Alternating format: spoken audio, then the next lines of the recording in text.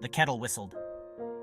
Amelia startled, pulling her gaze from the rain streaking down the window pane. Another Tuesday, another gray London morning. She poured the steaming water over her tea bag, the aroma doing little to lift her spirits.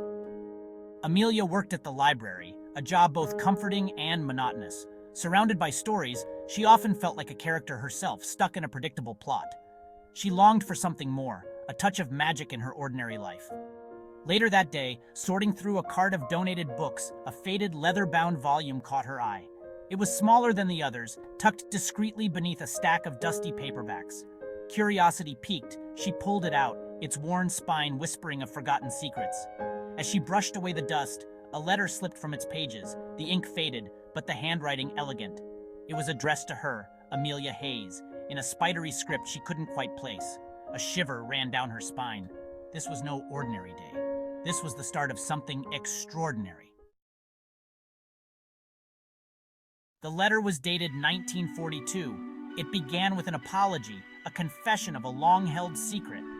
The writer, a woman named Elizabeth, claimed to be Amelia's great-grandmother, but according to family lore, Elizabeth had died young, childless.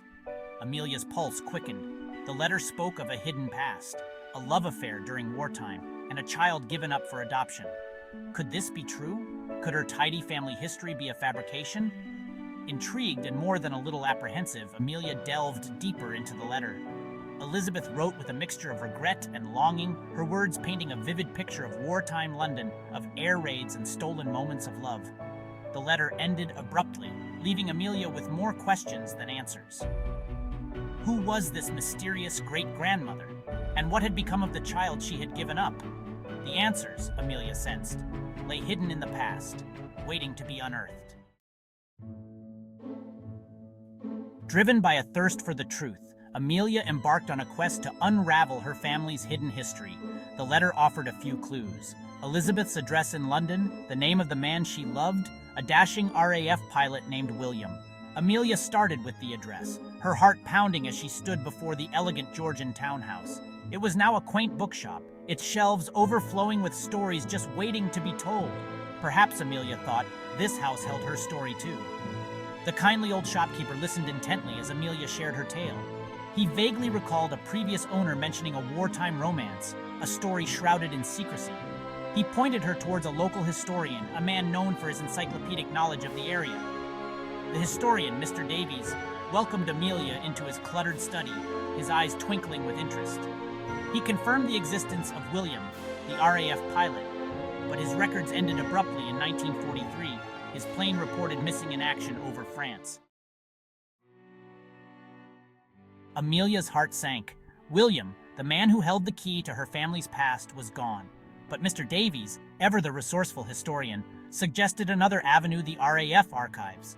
There, Amelia might find William's service records, perhaps even letters that could shed light on Elizabeth and their forbidden love.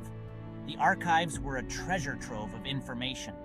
Amelia spent days poring over dusty files, each document a piece of a puzzle she was desperate to solve.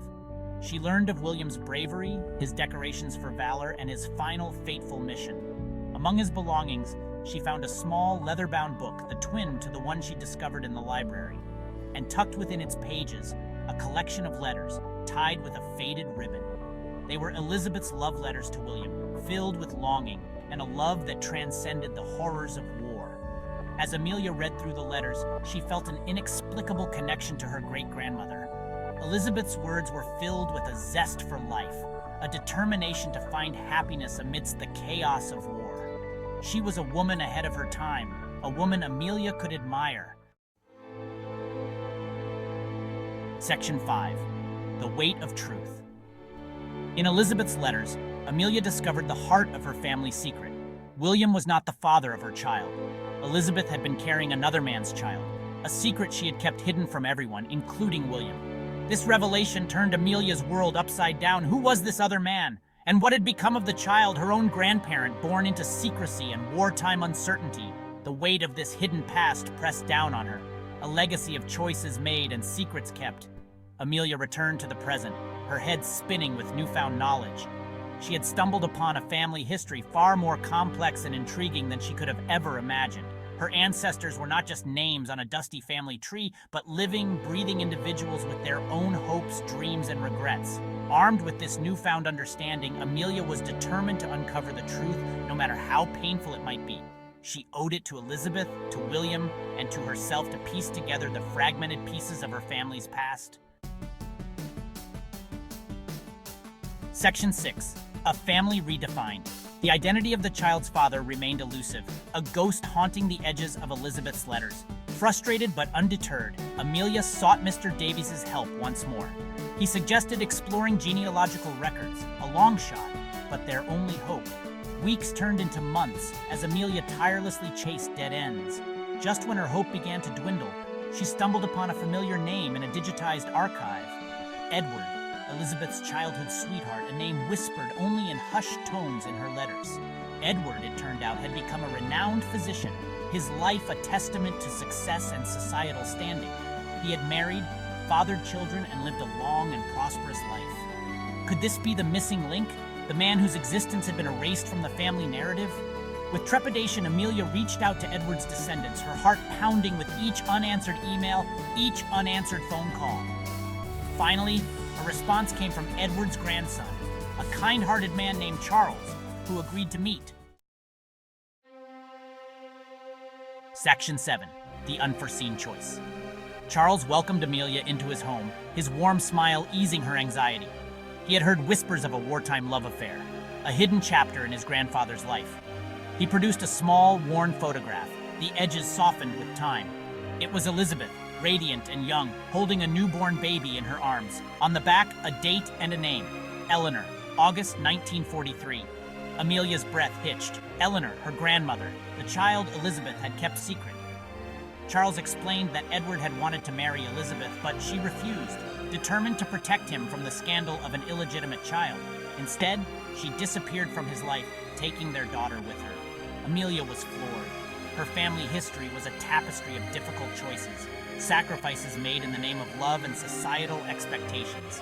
Elizabeth, William, Edward, they were all connected by a web of secrets, their lives intertwined in ways Amelia was only beginning to comprehend. Section 8. A Reality Skewed.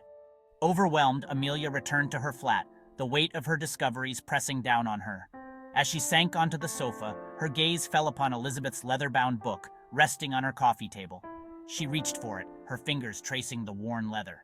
As she opened the book, a small, folded piece of paper slipped from its pages. It was another letter, this one addressed to her in the same spidery handwriting as the first. But this letter was dated October 20th, 2024, tomorrow's date. Confusion warred with a growing sense of unease as Amelia unfolded the letter. The words were Elizabeth's, filled with a mother's love and regret. She wrote of watching over Amelia from afar, of her pride in the woman she had become, but the final line sent shivers down Amelia's spine. Elizabeth apologized for not being able to meet her face to face, for their paths were not meant to cross. Not in this lifetime, at least. She urged Amelia to let go of the past, to live her life to the fullest, for their time together was not yet meant to be. Section 9. The letter writer revealed. Amelia's heart pounded in her chest. How is this possible? A letter from beyond the grave? Her rational mind screamed at the impossibility, yet the evidence was there in her hands.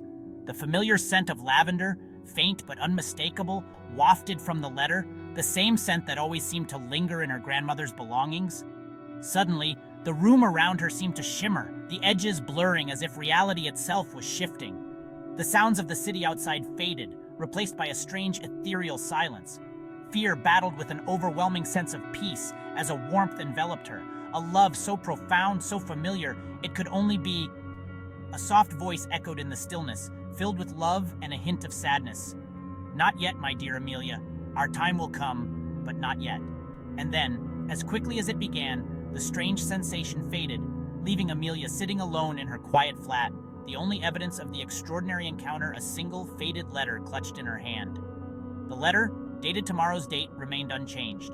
A chilling reminder that some mysteries transcend time and logic, leaving us to question the very fabric of our reality. Was it a message from beyond the grave, a glitch in the matrix, or simply a trick of a tired mind? Amelia might never know for sure, but one thing was certain: her life, once ordinary, would never be the same.